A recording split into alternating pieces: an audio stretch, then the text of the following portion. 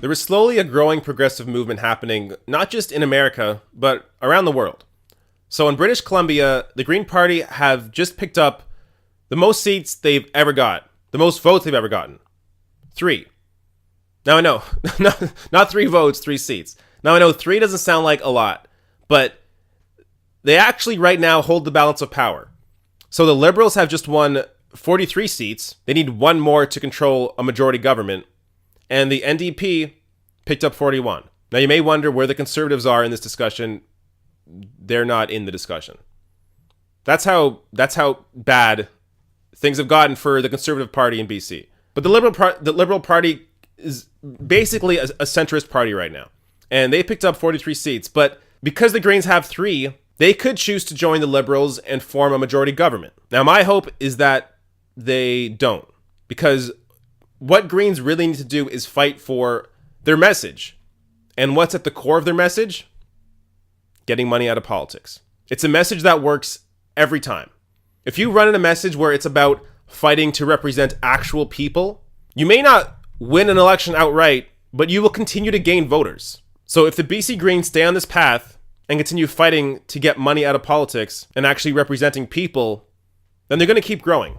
So this is a quote from a CBC News article. You can trust that every decision that Greens will make will follow a principled, issue-by-issue, evidence-based approach. Weaver's first priority, which he calls a deal breaker, is banning so-called big money, union and corporate donations, which the Greens did not take this election. We have already been clear that our number 1 priority is removing the influence of big money on politics. So the big deal breaker for the Greens to form a majority government with the Liberals is big money.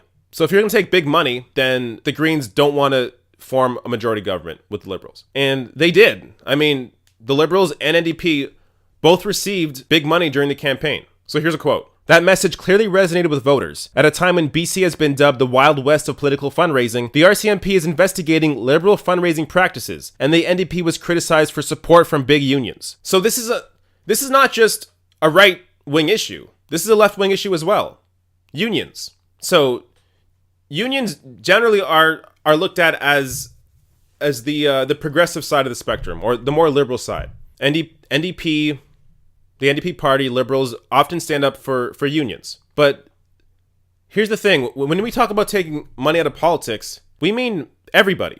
We mean actually representing people, voters, individuals, not these large groups that are giving large campaign donations to different parties. So that's a unifying message. That unifies the left and the right, because no one's taking big money. Corporations, not from unions, not from anywhere. And when you run on that, it's popular.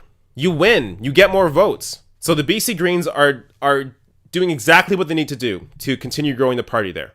Now, whether the Liberals will be able to form a majority government with the Greens, we'll see what happens. My hope is they don't, and that Greens continue fighting for a true progressive message and removing the influence of big money on politics.